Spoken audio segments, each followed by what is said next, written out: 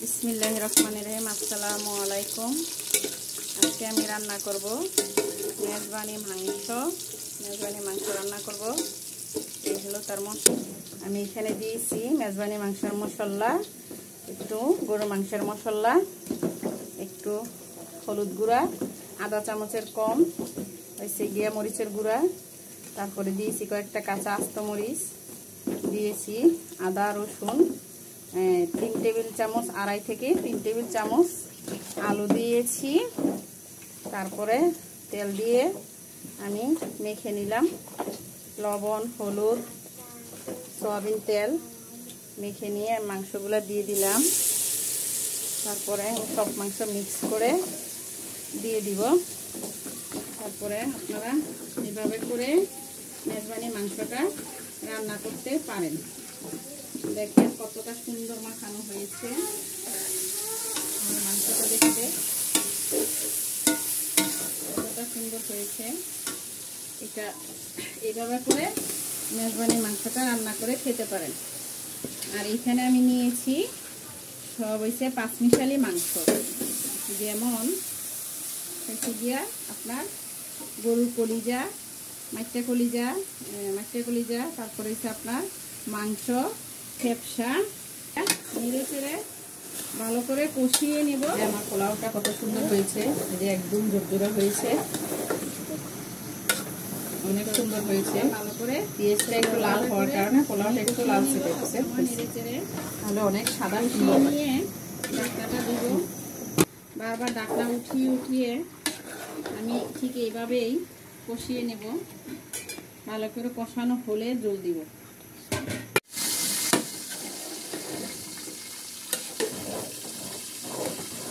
চুলার আঁচটা কমিয়ে নিয়ে বারবার নেড়ে চেড়ে কষিয়ে নেব।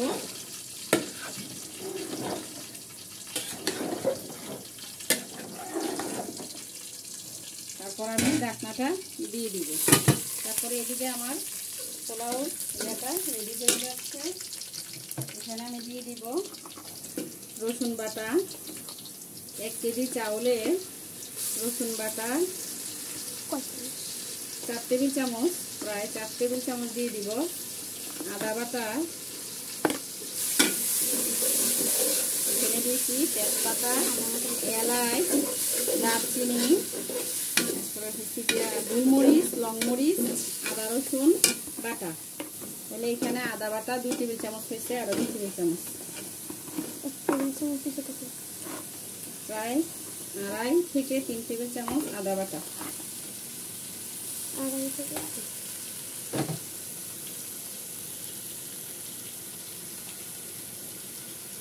তারপরে এটা নেড়ে চেড়ে আমার একটু কষানো হয়ে গেলে ভালো করে কষিয়ে নেব।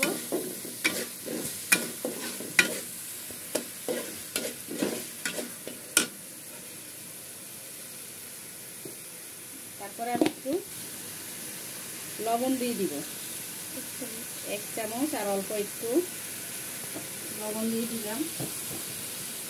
দিয়ে আমি ভালো করে নেড়ে চেড়ে কষিয়ে যখন তেলটা উঠে আসবে, ভালো করে কষিয়ে তেলটা উঠে আসলে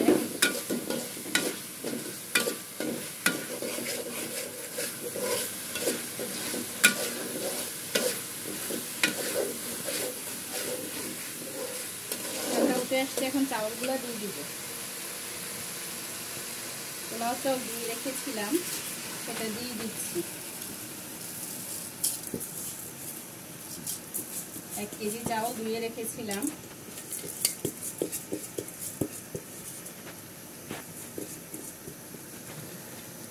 আমার অনেক আধুনিক ইয়ার জিনিস আছে চাউল দেওয়ার, কিন্তু আমি এটা দিচ্ছি যে চায়ের হাঁড়িতে।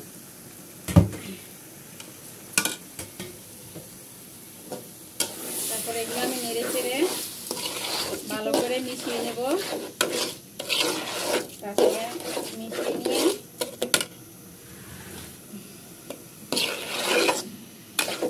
মিশিয়ে নেব, নিয়ে কাঁচামরিচগুলো দিয়ে দিব।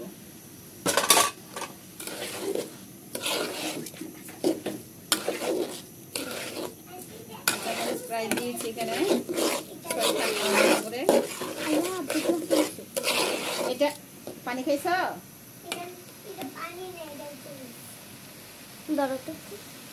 আচ্ছা কথা কাটো।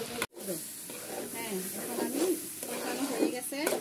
এখন আমি এখানে গুঁড়ো দুধ গুলে রাখছিলাম, ওটা আমি দিয়ে দিব অর্ধেক, আর অর্ধেকটা আমি মেজবানি মাংসের মধ্যে দিয়ে দিব।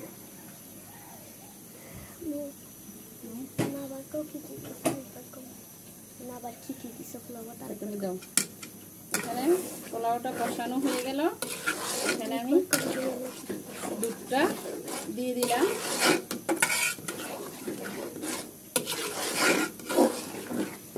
এখানে আমি গরম পানি করে রেখেছিলাম, ওটা দিয়ে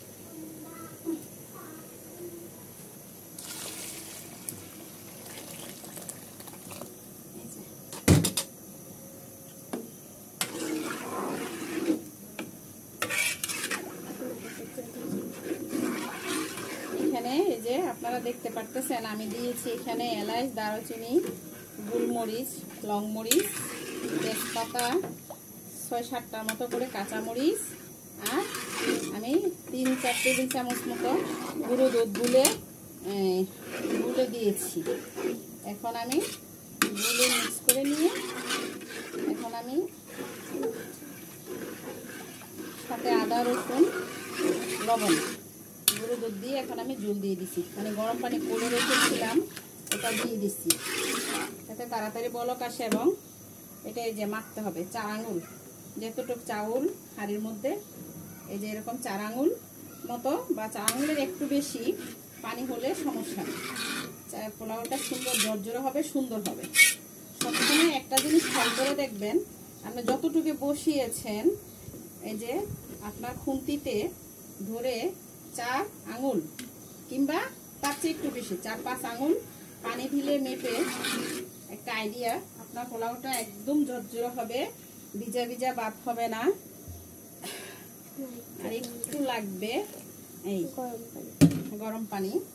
এটা এখন আমি ঢাকা দিয়ে দিব, বলক আসলে চুলাটা একদম লোতে দিয়ে দিব, লো মিডিয়াম আঁচে নিয়ে রান্না করব।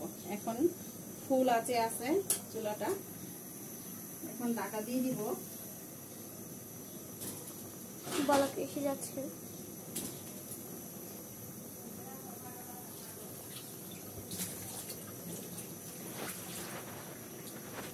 এই যে বলক এসে যাচ্ছে। এটা 2-1টা বলক আসার পরে আমি চুলাটা একদম লো মিডিয়াম আঁচে করে দিব, অতএব একদম লো আঁচে করে দিব।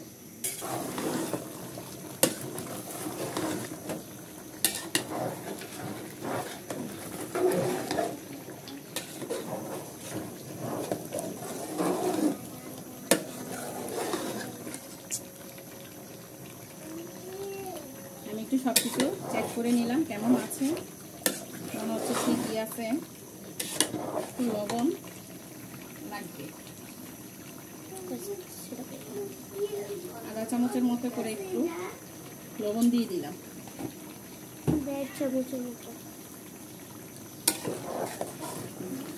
যখন এটা কষানো হয়ে তেল উঠে যাবে তখনই আমি জল এবং গুঁড়ো দুধের লিকুইড দুধটা দিয়ে দিব, দিয়ে ভালো করে ফুটিয়ে নিয়ে নামাবো। নামানোর পরে নেক্সট এই যে আমার মাংসটা ফুটে আসলো, ভালো করে তেল উঠতে শুরু করে দিয়েছে,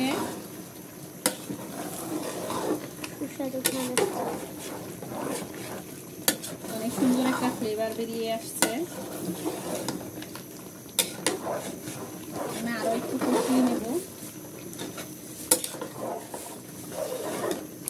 আরো ধৈর্য ধরে আরেকটু কষিয়ে নেব।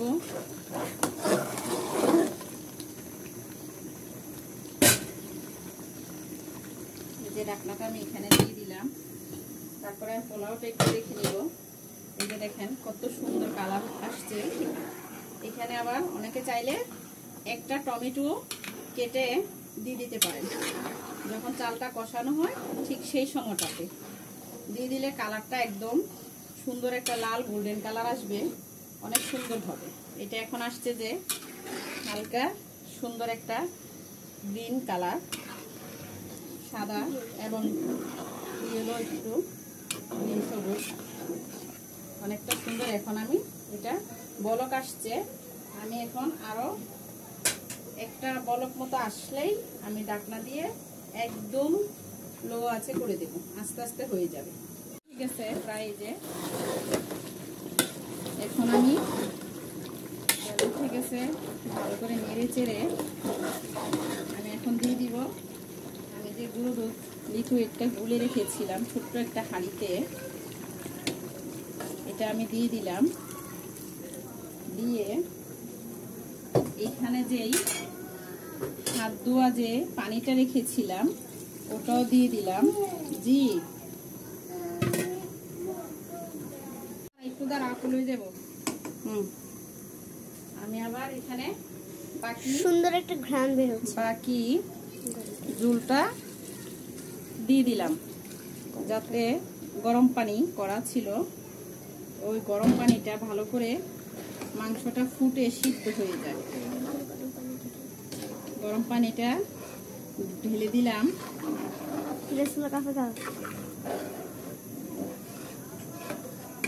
তারপরে দোনোটা রান্না কমপ্লিট হলে দেখিয়ে দেব আপনাদেরকে, নেক্সট স্টেপটা দেখিয়ে দেব। এই যে দেখেন আমার পোলাওটা অনেকটা পানি কমে আসছে এবং সুন্দর একটু ভালো করে পানিটা শুকিয়ে ভাতে পরিণত হচ্ছে। এখন সিদ্ধ করে হয়ে গেল, এই পর্যায়ে নামিয়ে নেব। নেওয়ার পরে কালারটা চলে আসবে।